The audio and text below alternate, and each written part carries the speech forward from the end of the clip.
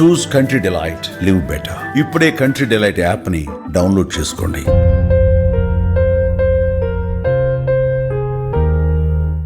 ప్రస్తుతం మనం ఉన్నాం లక్డీకాపూల్లో ఉన్నటువంటి ఎంఎన్జే క్యాన్సర్ హాస్పిటల్ దగ్గర. ఎందుకంటే అక్షయ్ తేజ అనే ఒక 13 ఏళ్ల అబ్బాయికి లాస్ట్ ఇయరే క్యాన్సర్ అటాక్ అయింది.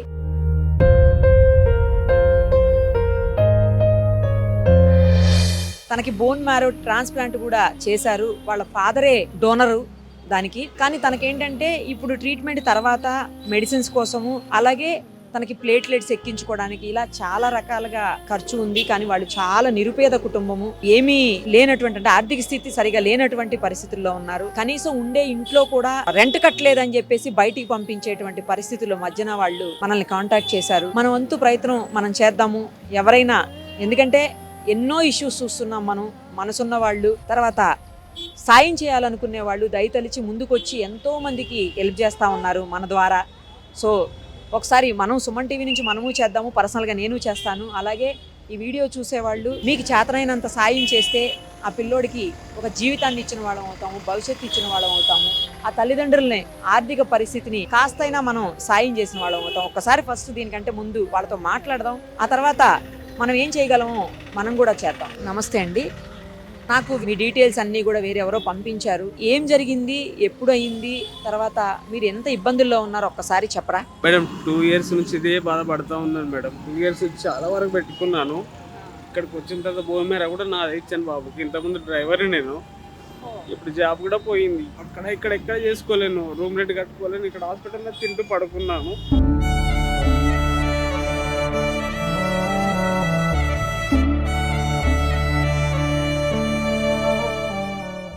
చాలా డబ్బులు అవుతున్నాయి మేడం. ప్లేట్లెట్స్ తెచ్చుకోవడం ఒకటి ప్యాకెట్ వచ్చి 10,000 మేడం. బాబుకి హాఫ్ మ్యాచ్, ఫుల్ మ్యాచ్ కూడా కాదు. ఫుల్ మ్యాచ్ అంటే అన్ని పట్టేది కాదేమో, కానీ హాఫ్ మ్యాచ్ బాబుకి. చాలా ప్లేట్లెట్స్ పట్టాయి. చాలా మటుకు లోపల ఉన్న వాళ్ళు కానీ చాలా మటుకు హెల్ప్ చేశారు. కానీ ఇంకా ఫర్దర్గా ఇంకా కావాలి, ఇంకా టెస్ట్లు ఉన్నాయి బాబుకి. హాఫ్ మ్యాచ్ కదా, మంత్లీ 15 daysకి ఒకసారి టెస్ట్లు ఉన్నాయి, అప్పున్నాయి అని చెప్తున్నారు. కొంచెం అందుకే హెల్ప్ చేస్తారేమో అనేసి. కనీసం రెంట్ కూడా కట్టలేదు వాళ్ళు. లాక్ వేసేసుకున్నారు 2 months నుంచి. ఇక్కడే ఉంటున్నాం 2 months. మొన్నే 2 days అయింది. ఇక్కడే ఉన్నాం మేడం. 2 months అవుతున్నా. బాబుని అడ్మిట్ చేసుకున్నారు మేడం. ఈయన ఇంకా కిందనే, నేను బాబు దగ్గర ఉండిపోవడం. లేదు మ్యామ్, ఇక్కడ కింద ఆప్షన్ ఉంది పడుకోవడానికి. ఆప్షన్ ఉంది, అక్కడే కింద పడుకుంటాను. ఎవరన్నా వస్తే పెట్టుకొని తింటాను. మధ్యాహ్నం నేను వాచ్ చేస్తాను మేడం, నేను వాచ్ చేసుకుంటాను. పైన పెట్టాను. బట్టలతో గంటేసేయండి ఓనర్. ఆమె కావాల్సి మీరు కాల్ చేసి కూడా అడగండి వాళ్ళకి. కట్టు బట్టలతో నెట్టేసి డే మొత్తం బాబుని బయట పడుకోబెట్టుకొని నెక్స్ట్ డే మార్నింగ్ మమ్మీ వాళ్ళ ఇంటికి వస్తే మమ్మీ వాళ్ళు చూసుకున్నారు. ఒక 10 days 15 days వాళ్ళు చూసుకున్నారు. ఇంకా అప్పటి నుంచి ఇక్కడ అడ్మిట్ అయ్యాం బాబుకి. అప్పటి నుంచి ఇదే బాధ మేడం మాకు. చాలా అంటే అక్కడే ఉంది మేడం, మొత్తం అన్నీ అక్కడే ఉన్నాయి. ఒక నైటీ మీద వచ్చాను మేడం నేను బయటికి. నైటీలో ఉంది, నేను షార్ట్లో ఉన్నాను మేడం. అలాగే వచ్చాము. ఇంట్లో తను నైటీలో ఉంది, నేను షార్ట్లో ఉన్నాను. బాబుకు ఆ రోజు ఫీవర్ రావద్దు అని చెప్పేసి 2 years నుంచి ఎంత కష్టపడ్డాను. ఆమె ఇంట్లోకి వెళ్ళి టాబ్లెట్స్ ఉన్నాక కొంచెం ఇవ్వండి అని చెప్పిన, కానీ ఇవ్వలేదు. నిజం మేడం, అదైతే చాలా దారుణం. తర్వాత తనకు ఫీవర్ వచ్చిన తర్వాత నేను ఇక టోటల్ హాస్పిటల్కి అడ్మిట్ అయిపోయినట్టు అయిపోయింది మ్యామ్. ఆ రోజు మార్నింగ్ వెళ్ళి నైట్ 6 అవుతుంది, ఫుల్ వర్షం. సాయంత్రం 6 అయింది మేడం, ఫుల్ వర్షం పడుతుంది. అప్పుడు మమ్మీని, మా వదిన్ని, మా అన్నయ్యని తీసుకెళ్తే ఎవరైనా సూటీ ఇస్తానే ఇస్తా అంటే ఆమెకి ఎంతో కూడా ఇచ్చేయలేము. ఒక 60,000 70,000 ఇవ్వాలి అంతే. దానికి తాళం వేసుకొని నేను ఫైల్ ఇవ్వనంటే ఒక ఆమె ఫైల్ కోసమే మేడం 3 days తినిపించుకుంది. ఆ ఫైల్ ఉంటే ఇక్కడ బాబుకి ట్రీట్మెంట్. అసలు చాలా టార్చర్ పెట్టింది మేడం. అమ్మాయి కట్టలేదు, మీరు కట్టలేదు. మా పరిస్థితి చూసుకుంటా కదా వాళ్ళు అట్లా మాట్లాడిరు. ఆ రోజు ఒక ఆవిడ వచ్చి హెల్ప్ చేసింది, మధ్యవర్తిగా ఉండి సిగ్నేచర్లు అవన్నీ పెట్టుకొని ఒక 4 daysలలో మేము కట్టి తీసుకెళ్తామంటే ఫైల్ ఒక్కటే ఇచ్చింది మేడం. పిల్లోడికి 2 dresses ఇచ్చింది అంతే. అంతకు మించి ఇంకొక వస్తువు ముట్టనివ్వలేదు. ఇంటికి వెళ్తే కూడా ఆ రోజు మేము అన్నం తినే ప్లేట్స్ ఉంటాయి కదా మేడం, అలాగే ఉన్నాయి మేడం. ఇంకా వంట వండింది కూడా అలాగే ఉంది. ఏమైందో తెలియదు ఇంతవరకు కూడా 2 months నుంచి. పుచ్చకాయ ఇట్లా తీసుకొచ్చి బాబు దగ్గర పెడితే కూడా కనీసం తినడానికి రాకుండా బయటికి గెంటేసుకున్నారు.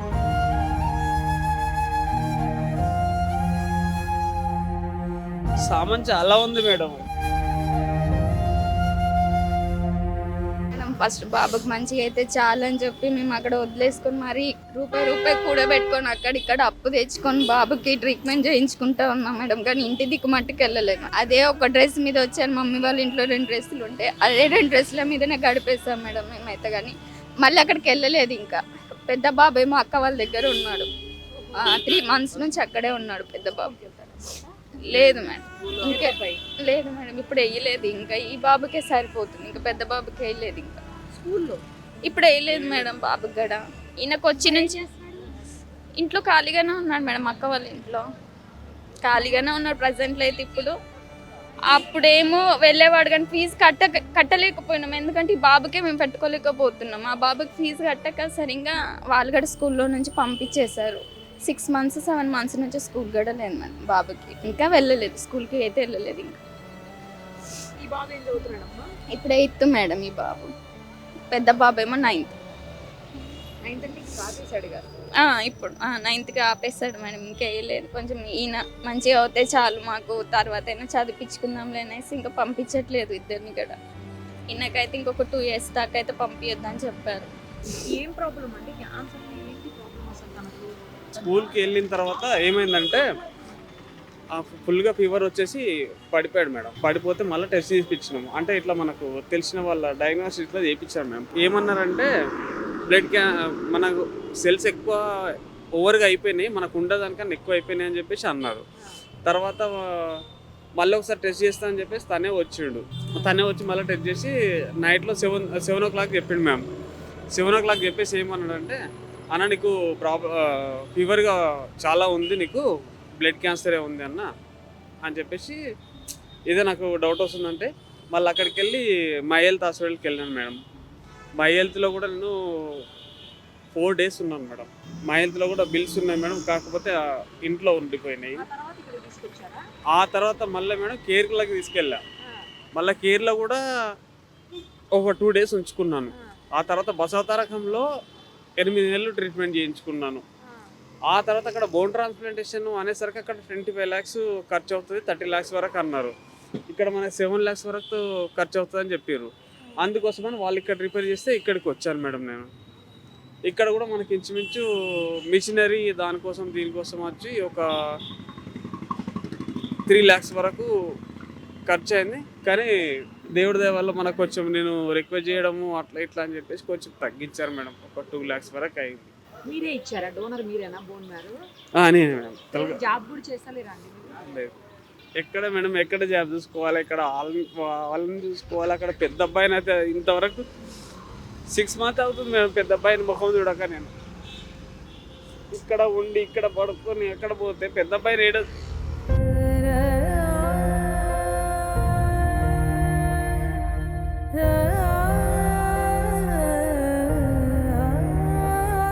ఆ చిన్న పిల్లాడి కోసం ఆ తల్లిదండ్రుల్లో పడుతున్న ఆరాటం చూసాము, వాళ్ళ బాధ చూసాము మనం. ఇంకొకటి ఏంటంటే ఎంత మానవత్వం లేకపోతే వాళ్ళు దారుణం, అసలు ఎంత దారుణంగా వాళ్ళని ఇంట్లో నుంచి గెంటేసి సామాను కూడా ఇవ్వకుండా కనీసం ఫైల్ ఇమ్మంటే కూడా ఇవ్వని ఇంత మూర్ఖులు ఉన్నారా ఈ రోజుల్లో కూడా? అట్లీస్ట్ పిల్లోడి పరిస్థితి చూసైనా సరే వాళ్ళు కొద్ది రోజులు ఓపిక పట్టాలేమో కదా. డబ్బులేనా ప్రపంచం అంతా? డబ్బులు లేకపోతే ఏమన్నా అయిపోతారా? వాళ్ళకి ఆల్రెడీ ఉంది కదా. వాళ్ళ పరిస్థితి బాగలేనప్పుడైనా కనీసం అదన్నా ఆలోచించాలి కదా. అట్లీస్ట్ పిల్లోడి పరిస్థితి చూసైనా ఫైల్ అన్నా ఇవ్వాలి కదా. పిల్లోడికి 2 జతల బట్టలు ఇచ్చి ఫైల్ ఇచ్చి మేమేమో ఏం చేసుకుంటారో చేసుకోమంటే వాళ్ళ తల్లిదండ్రులు ఏం చేస్తారు? రోడ్డు మీదకి వచ్చారు వాళ్ళ బతుకులు పాపం. ఇప్పుడు ఓ పక్కన ఆ పిల్లోడికి బాగాలేక ఇంకో పక్క వాళ్ళు రోడ్డు మీదకి వచ్చి పెద్ద పిల్లోడు చూడక, ఆ పిల్లోడి ముఖం చూడక 6 నెలలు అయిందని ఆ తండ్రి ఏడుస్తుంటే గుండె తరుక్కుపోతున్నట్టు అవుతుంది. ఓ పక్క ఈ పిల్లోడు బాధ, ఇంకో పక్క కనీసం ఆ పిల్లని చదివించుకోలేకపోయినా ఆ పిల్లోడు డబ్బులు కట్టే పరిస్థితి లేక, ఎడ్యుకేషన్ లేక ఇంట్లో ఉన్నాడని చెప్తున్నారు, ఫీజు కట్టే పరిస్థితి లేక. కనీసం మరి వాళ్ళకి మానవత్వం ఎందుకు లేదో నాకు అర్థం కావట్లేదు. ఇంత అమానవీయంగా ప్రవర్తిస్తారా మనుషులు? అమ్మో, ఖచ్చితంగా నేను ఇది మా ఎండి గారు సుమన్ గారి దృష్టికి తీసుకెళ్తాను. డెఫినెట్గా వాళ్ళ అబ్బాయి చదువు కోసం మాకు చేతనైనంత సాయం చేస్తాం. ఆ పిల్లోడు చదువు ఆగకుండా మా ప్రయత్నం మేము చేస్తాము. అలాగే ఈ అబ్బాయి ట్రీట్మెంట్కి తనకు కావాల్సినటువంటి సపోర్టు, మెడికల్ సపోర్టు అన్ని రకాలుగా కూడా ఇచ్చేదానికి మేము మా వంతు మేము ప్రయత్నం చేస్తాం. అలాగే మీరు ఎవరైనా సరే మానవత్వం ఉన్నవాళ్ళు, మీ హృదయం ఉన్నవాళ్ళు స్పందించండి. నేను వాళ్ళ అకౌంట్ డీటెయిల్స్, ఫోన్ నెంబర్ అన్నీ కూడా ఇస్తాను. ఇప్పుడు ఇక్కడ కింద డిస్ప్లే చేస్తాము. దయచేసి మీకు చేతనైనంత, మీకు తోచినంత సాయం చేసి ఆ కుటుంబాన్ని, ఆ పిల్లల్ని ఆదుకునే ప్రయత్నం చేద్దాం. Thank you. మీ అబ్బాయి ఏ స్కూలు ఏంటి డీటెయిల్స్ చెప్పండి నాకు. నేను సుమన్ మా సార్తో మాట్లాడి ఆ పిల్లోడికి స్కూల్లో అరేంజ్ చేస్తాను. నేను స్కూల్లో జాయిన్ చేసేదానికి అరేంజ్ చేస్తాను. ఏ స్కూల్ అమ్మా? ఎక్కడది స్కూలు? జీవన జ్యోతి. అంటే పోయిన సంవత్సరం మొత్తం పంపించలేదు మేడం. వాళ్ళు 8th చదవండి 9th తీసుకోము అంటే ఎగ్జామ్ పెట్టాను మేడం అని రిక్వెస్ట్ చేశాను. ఈ రోజు అని రేపు అని తీసుకురమ్మా అన్నారు.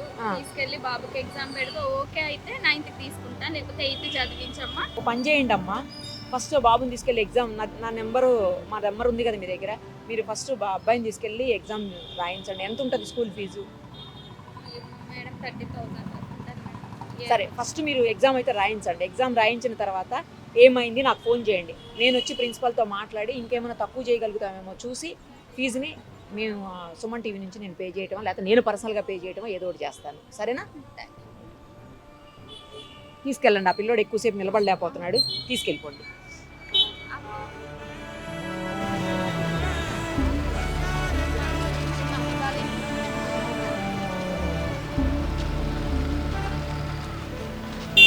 మీది ఫోన్పే నెంబర్ చెప్పండి, నేను అమౌంట్ కొడతాను.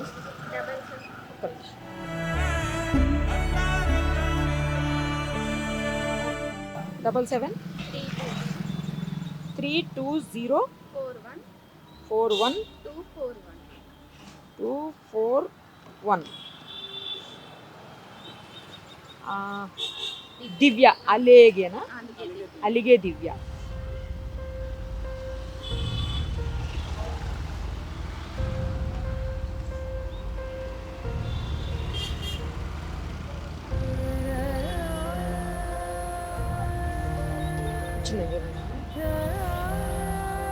నేను ఒక 5,000 వేసాను.